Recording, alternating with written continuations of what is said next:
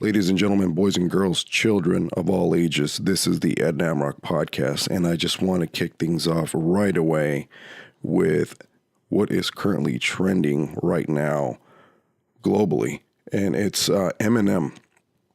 Eminem did a cypher on the BET Awards, and let me go ahead and just play a clip of what he said about Donald Trump. Here it is.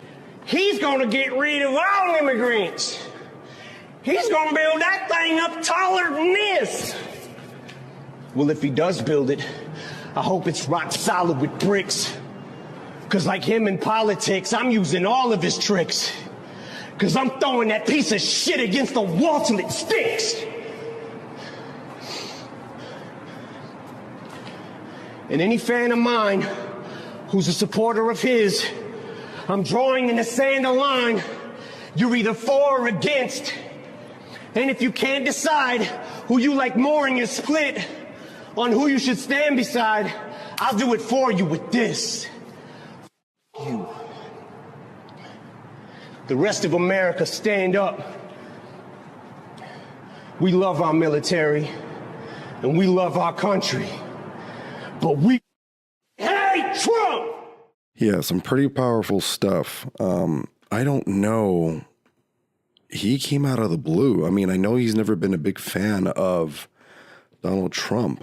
I mean, he went all in on this guy.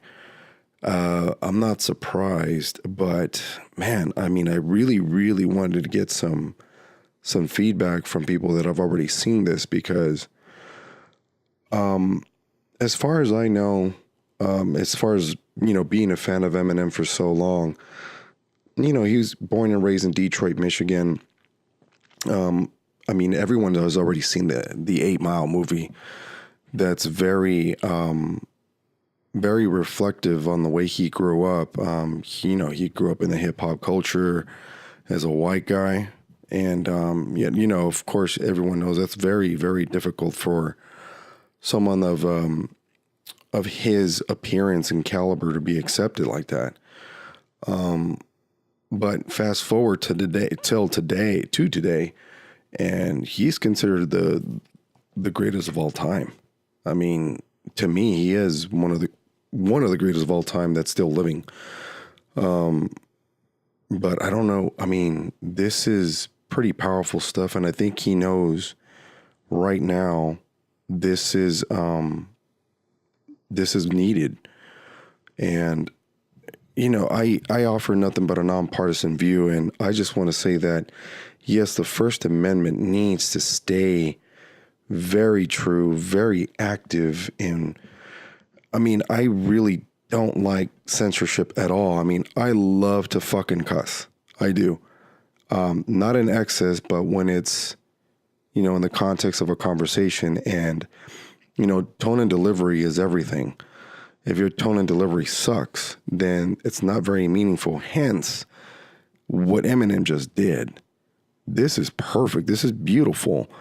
I hope it sends a message to a lot of defunct bands that are much needed right now. Like, for example, Rage Against the Machine. I know that, you know, Prophets of Rage are doing their thing. I went to go see them live, and I loved it when they played the Prophets of Rage songs, the original songs. It was great. It just felt very awkward because I'm very Zach de la Rocha spoiled. And when they were playing like Know Your Enemy, Testify, Bullet in the Head, without him, it felt very odd. It felt very stiff. But nonetheless, I mean, hopefully Eminem sparked something, and hopefully this goes to show that, hey, man, you know, voices right now are needed, especially when they're very influential and very powerful. Eminem being one of them. There's a lot of other ones I can name. A lot of them are already doing stuff now, but we need more of it. And I'm not saying that, okay, let's start a big mutiny against the president of the United States, which happens to be Donald Trump. But what I am saying is that the First Amendment has to stay no matter what.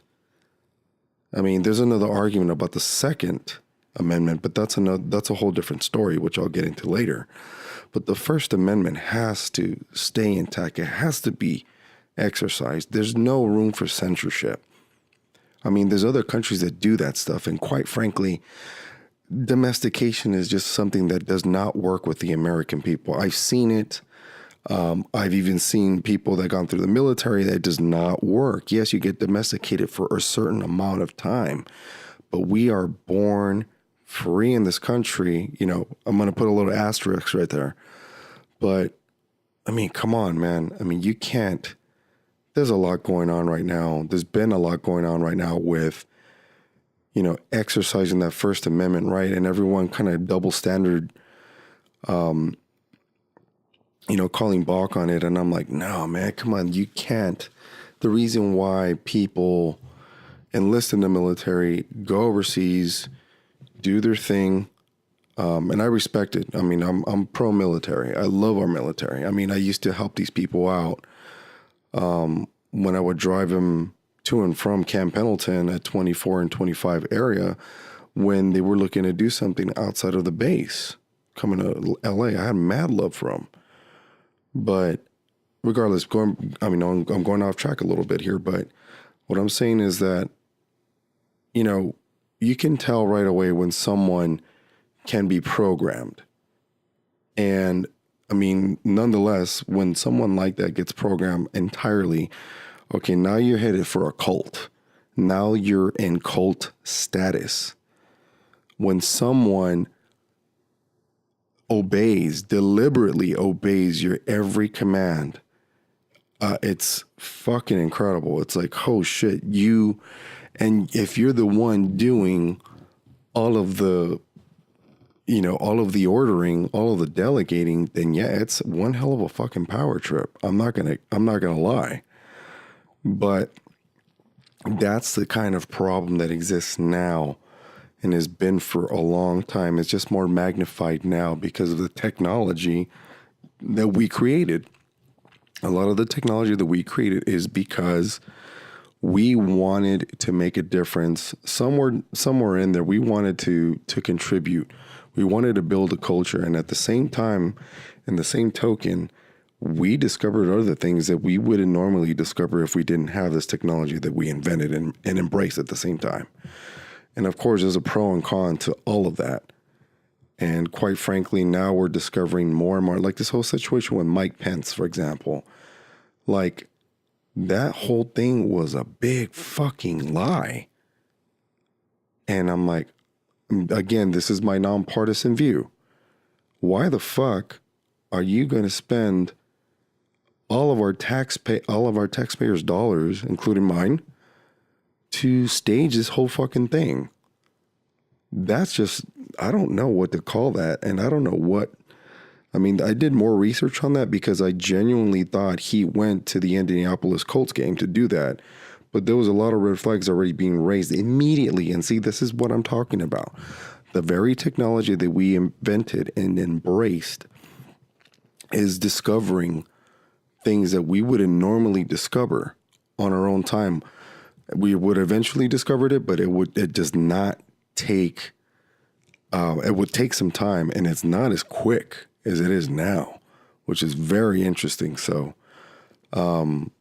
yeah, I really think that, you know, we're headed into a very revolutionary period, but not in a physical way.